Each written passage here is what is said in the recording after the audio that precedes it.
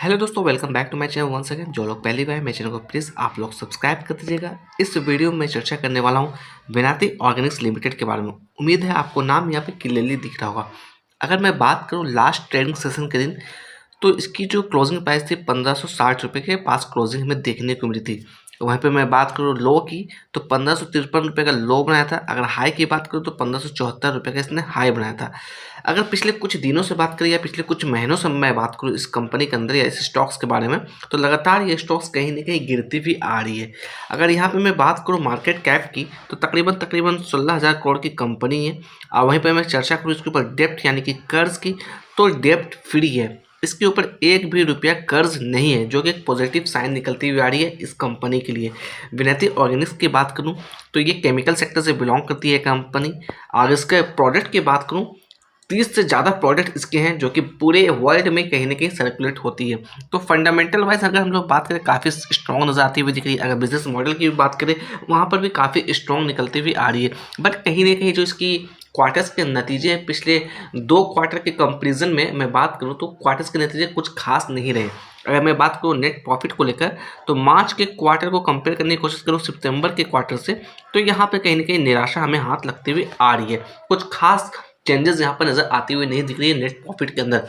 Otherwise अगर हम लोग बात करें ईयर ऑन ईयर बेसिस पे, काफ़ी ज़बरदस्त नेट प्रॉफिट इसके अंदर देखने को मिल रही है। अगर पिछले क्वार्टर से भी कंपेयर करने की कोशिश करें, यानी कि जून के क्वार्टर से भी कंपेयर करने की कोशिश करें, तो हल्की फुल्की चेंजेस यहाँ पर भी देखने को हमें मिल रही है। फेस वैल्यू की बात करें, 1 रुपये की फेस वैल्यू से ये ट्रेड करती हुई दिख रही है। तो यहाँ पर देखिएगा, मैं बात करूँ पिछले 1 महीने से रिटर्न्स को लेकर, तो देखिएगा 6.5% का निगेटिव रिटर्न से पिछले 1 साल से कंपेयर करने की कोशिश करूँ, तो यहाँ पर देखिएगा तकरीबन 10% की गिरावट के साथ ये ट्रेड करता हुआ दिख रहा है। तो आप समझ सक रहे हैं, अगर 1 साल पहले भी किसी ने पैसा इसमें अंदर लगाया होगा, अभी भी वो कहीं ना कहीं लॉस में बैठे हुए होंगे। मैं यहाँ पर डिस्क्लेमर देना चाहूँगा, मैं किसी भी तरह का बाय और सेल की रिकमेंडेशन यहाँ पे नहीं दे रहा हूँ। मैं जो भी डाटा शेयर कर रहा हूँ, सारा डाटा पब्लिकली अवेलेबल है। आप चाहते हैं तो खुद से भी चेकआउट कर सकते हैं। अगर यहाँ पे बात करूँ टिकट टेप की तरफ से परफॉर्मेंस क्या नजर आता हुआ दिख रहा है, तो परफॉर्मेंस यहाँ पे लो नजर आता हुआ दिख रहा है। वैल्यूएशन की बात कर लेते हैं, वैल्यूएशन यहाँ पे हाई नजर आता हुआ दिख रहा है। ग्रोथ की बात करें, ग्रोथ भी यहाँ पे लो नजर आता हुआ दिख रहा है। अगर प्राइस फोरकास्टिंग की बात कर ले, क्या फोरकास्टिंग देखने को मिल रही है टिकट टेप की तरफ से, तो देखिएगा 12 एनालिस्ट ने इसे कवर किया और 75% की कहीं ना कहीं रिकमेंडेशन इसके अंदर आती हुई दिख रही है। अकॉर्डिंग टू ट्रेडिंग व्यू अगर मैं फोरकास्टिंग की बात करूँ, देखिएगा 12 एनालिस्ट ने इसे कवर किया over the 1 year of time period.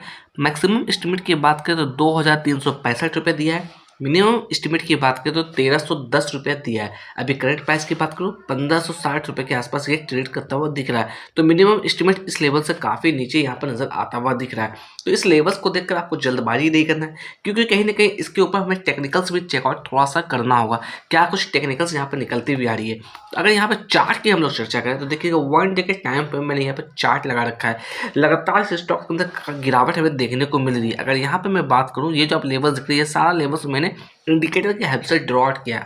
आप चाहते हैं तो आप भी ड्रॉ आउट करके देख सकते हैं। अगर यहाँ पे मैं बात करूँ, ये जो आप देख रहे हैं रेंज, यानी कि मैं जिसे हाईलाइट करके आपको दिखाने की कोशिश कर रहा हूँ, ये 2 लेवल्स हमारे लिए एज ए रिजेक्शन लेवल्स के तौर पे आती हुई दिख सकती है।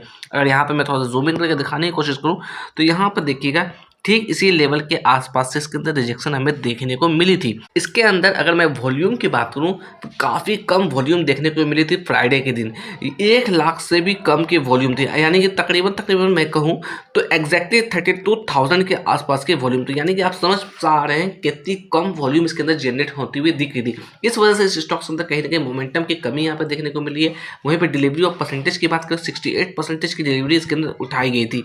अगर मैं बात करूँ उसके लिए 50 डे की वैल्यू के बारे में, यानी कि 50 डे मूविंग एवरेज की बात करूं, तो इसकी वैल्यू निकलती हुई आ रही है तकरीबन 1,627 रुपया। अगर यहाँ पे मैं बात करूं थोड़ा सा जूम इन करके, तो ये जो आप लेवल्स देख रहे हैं जहाँ से इसके अंदर रिजेक्शन हमें देखने को मिली थी, मैं इस कैंडल की बात कर रहा हूँ, इसकी वैल्यू तकरीबन 1,600 रुपये के आसपास आती हुई दिख रही है।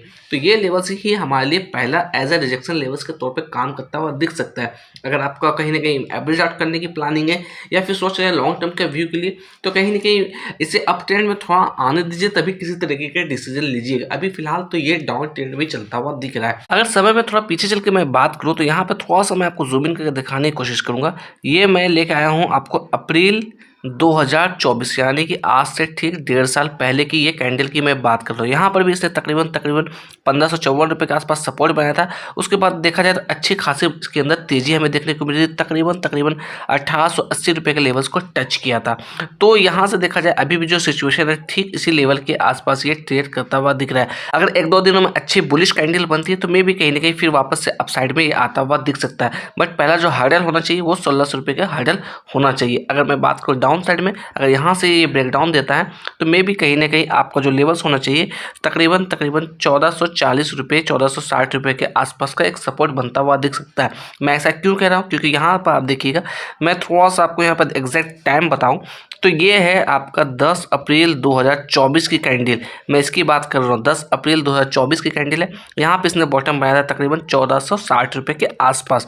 तो यही हमारे लिए डाउन साइड में एज ए सपोर्ट के तौर पे होता हुआ दिख सकता है। अगर सिंपल वे में अगर हम लोग बात करें तो कहीं ना कहीं इसके अंदर वॉल्यूम की काफ़ी कमी हमें देखने को मिल रही है। इस वजह से इसके अंदर मोमेंटम हमें देखने को नहीं मिल रहा है। अगर लॉन्ग टर्म का व्यू है तो फंडामेंटल वाइज काफ़ी स्ट्रॉन्ग ये कंपनी निकलती हुई आ रही है। बस 1-2 क्वार्टर के नतीजे की बात करें तो कहीं ना कहीं नतीजे में कुछ हल्की फुल्की गिरावट वाली सिचुएशन यहाँ पर बनी हुई है।